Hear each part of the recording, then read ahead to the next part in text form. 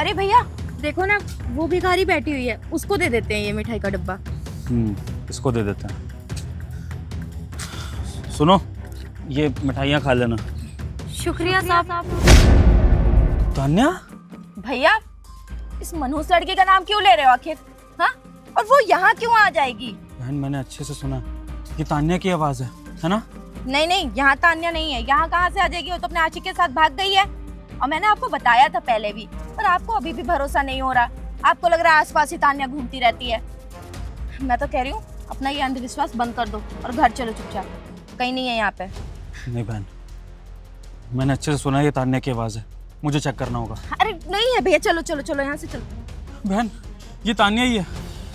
बहन ये इस हालत में यहाँ पे क्या कर रही है, भिखारियों की तरह?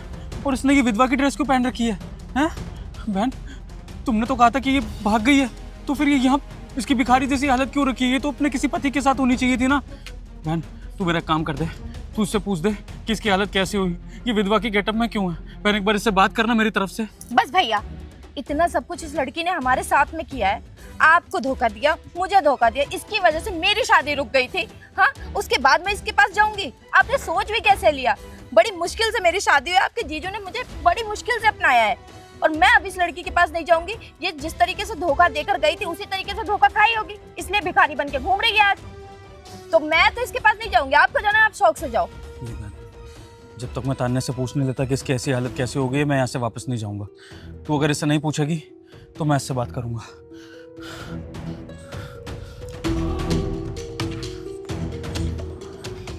सुनिए जी।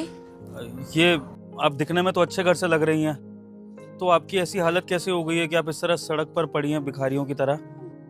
जी वो हमारी कुछ मजबूरी है। ऐसी भी कौन सी मजबूरी है कि इतने अच्छे घर की लड़की ऐसे पड़ी हुई है, और ऊपर से आपने विधवा के कपड़े भी पहन रखे हैं? इसका मतलब आपने शादी भी कर रखी थी, तो फिर आपके पति कहाँ गए? और पति नहीं है तो फिर बाकी का परिवार? मैं कुछ समझ नहीं पा रहा हूँ कि ये हालत कैसे हो रखी है आपकी। लेकिन आप भला ये सब क्यों पूछ रहे हैं हमसे? हम आपको जानते भी नहीं हैं। देखिए, वो मैंने आपको खाने को दिया ना, तो आपको भिखारी समझकर खाने को दिया था, लेकिन फिर आपको गौर से देखा तो सोचा कि इतने अच्छे घर की लड़की ऐसे भिखारियों की तरह क्यों रह रही है। तो बस मन में आया कि पूछ लूं कि अगर कोई ऐसी बात है, कुछ आपकी हेल्प कर सकूं तो मुझे बता दीजिए कि ऐसी भी क्या मजबूरी है कि इतने अच्छे घर की लड़की को ऐसे भीख मांग के खाना पड़ रहा है।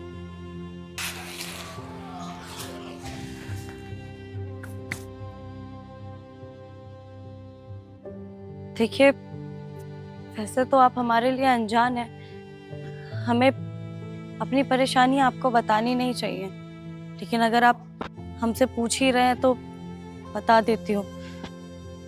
हमारा परिवार भी था, और आपने बिल्कुल सही कहा कि हम शादीशुदा भी थे, लेकिन एक दिन खबर आई कि हमारे पति प्लेन क्रैश में मारे गए, और उसके बाद हमारी ननद ने हमें हमारे घर से बाहर निकाल दिया, ये कह के कि हम मनहूस हैं, हमारी वजह से उनके भाई की जान चली गई।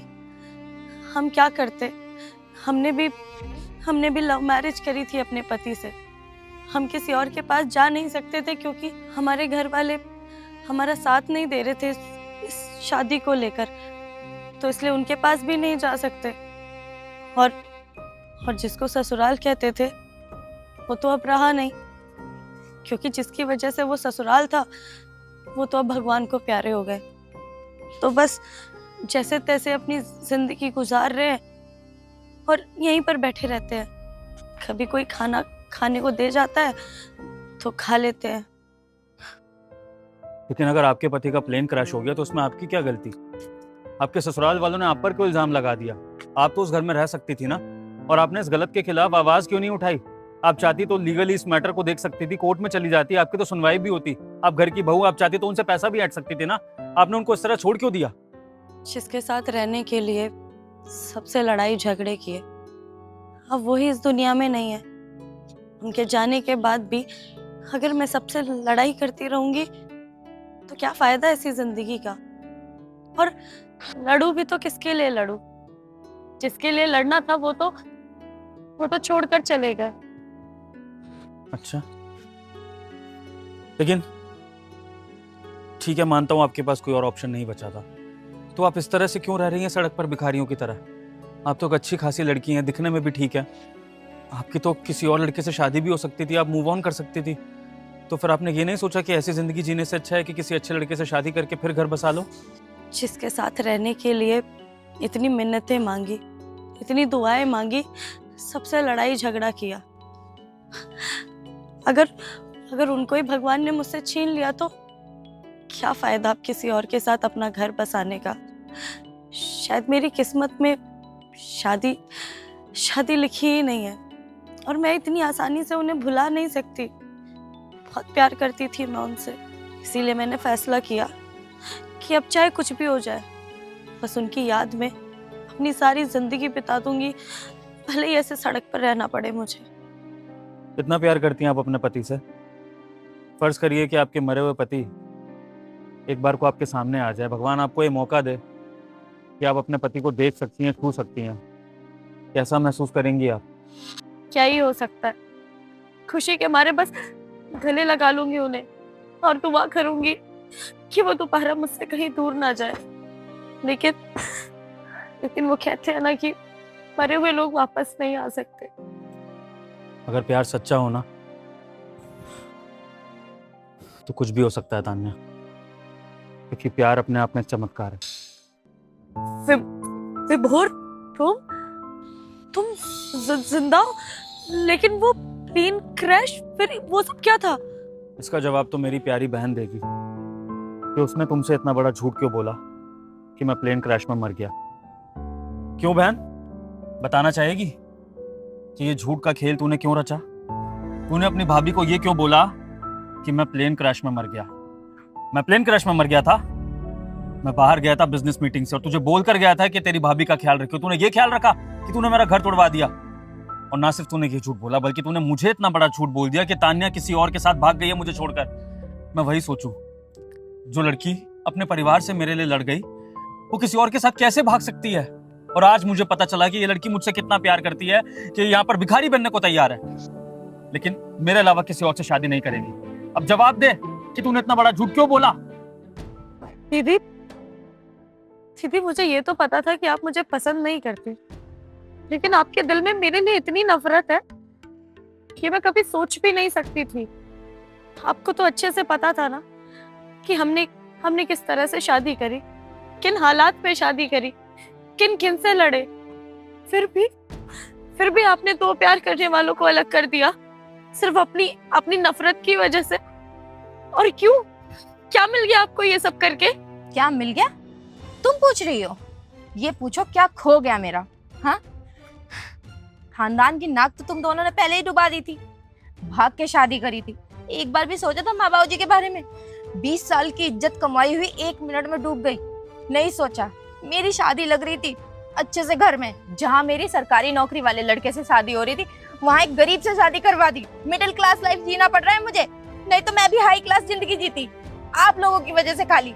आप लोगों ने एक बार भी मेरे बारे में नहीं सोचा। कितनी मुश्किलों से मेरी शादी कराई गई है। हाँ, और आप लोगों ने ये सोच लिया कि अब तो सब कुछ सेटल हो गया, तो मैं कैसे सेटल होने दूं? इसीलिए मैंने ये सब कुछ कर दिया, एक प्लान बनाया और आप लोगों को अलग कर दिया।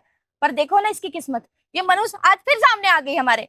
बहन, अगर तुझे हमारी शादी से इतनी प्रॉब्लम थी ना, जब घर के गेट पर आए थे तभी बोल देती कि तू नहीं चाहती है कि तेरा बड़ा भाई और तेरी भाभी इस घर में रहे, चले जाते हम चुपचाप। तू पूरी जायदाद ले लेती माँ बाप की, तू अच्छे से अपनी शादी करती और सच में लोगों को बोल देती कि तेरा भाई मर गया। लेकिन ये सब करने की जरूरत नहीं थी। जिस बहन का मैंने बचपन से इतना ख्याल रखा, तो उस बड़े भाई के लिए इतनी नफरत रख रही है दिल में कि वो तेरे अकॉर्डिंग चले। क्या प्यार करना इतना बड़ा गुनाह है? तुझे कसम से बता रहा हूँ बहन, अगर मेरी जगह तूने ये स्टेप उठाया होता ना और तू किसी के साथ भाग के शादी कर लेती और अगर वो लड़का ठीक होता तो मैं कभी तेरे को अलग कराने के लिए ऐसी हरकतें नहीं करता। लेकिन अब बात अगर ऐसी हो ही गई है ना बहन, तो अब हम अपने परिवार की इज्जत को नहीं बदनाम करेंगे। जा रहे हैं समाज से दूर, इस परिवार से दूर और तुझसे दूर। बोल दियो मम्मी पापा को कि भाई मर चुका है सच में, और आज के बाद कभी तुम्हें परेशान नहीं करेगा। बोल देना लोगों को, फिर लोग हमारी बातें करना छोड़ देंगे और तू अपनी शादी अच्छे से निभा, कोई तुझे परेशान नहीं करेगा। ठीक है, चलो तान्या। भैया, आप ऐसे कैसे बात कर सकते हैं? माँ बाबू जी के बारे में तो सोचिए एक बार। और ये आप 2 कौड़ी की लड़की के लिए, बाहर वाली के लिए आप घर छोड़ रहे हैं, अपना परिवार छोड़ रहे हैं, एक बार भी नहीं सोच रहे हमारे बारे में। हाँ, माँ बाप ने तो आपको पाल के बड़ा किया है, आप उनको कैसे बोल सकते हैं? चलो मेरी गलती है, मुझे बोलो, पर माँ बाबू जी की क्या गलती है इसमें? हाँ, ये जैसी भी है ना बहन, तुझसे तो बहुत अच्छी है, क्योंकि कम से कम ये मुझसे सच्चा प्यार करती है। तू और मम्मी पापा तो मुझसे शायद प्यार ही नहीं करते हो। तुम्हें इज्जत प्यारी है, इसलिए तुमने इज्जत को चुना, और तूने अपने भाई को इतना परेशान करा। एक एक दिन तड़पाऊं मैं तान्या के लिए, और देख तेरी वजह से उसकी क्या हालत हो गई। भिखारियों की तरह वो सड़क पर बैठी हुई है। और आज जब मुझे पता लग गया ना कि वो मुझसे इतना प्यार करती है कि वो ऐसी जिंदगी गुजार देगी लेकिन किसी और से शादी नहीं करेगी, तो अब मैं उसको इस हाल में नहीं छोड़ूंगा। तान्या चलो, हमें नहीं रहना इन इज्जतदार लोगों के बीच में, हम अपनी अलग दुनिया बसा लेंगे। चलो। नहीं विपुल, कैसी बातें कर रहे हो? साथ रहने के लिए हमने कितना कुछ किया है। अपने माँ बाप के आशीर्वाद के बिना हमने शादी करने के बारे में सोचा भी नहीं था, और आज तुम चाहते हो कि तुम उन्हीं परिवार को छोड़ दोगे। ऐसे तो हम कभी खुश नहीं रह पाएंगे। पहले भी लड़े हैं ना अपने प्यार के लिए, फिर से लड़ लेंगे, लेकिन परिवार को छोड़ने की बातें मत करो। ठीक है तान्या, तुम्हारे कहने पर मैं अपने परिवार को छोड़ नहीं रहा हूँ, बस इनको एक मौका दे रहा हूँ उनसे दूर होकर। अगर इनको अपनी गलती का एहसास होता है और ये हमें एक्सेप्ट करने को तैयार होते हैं बिना समाज की इज्जत का सोचे, तो हम इनके पास वापस आ जाएंगे, वरना आप बस अपने फर्ज निभा लेंगे लेकिन इनको अपना चेहरा नहीं दिखाएंगे, ताकि इनको हमें देखकर बेइज्जत महसूस ना हो। चलो तान्या। भैया भैया मेरी बात तो सुनो। भैया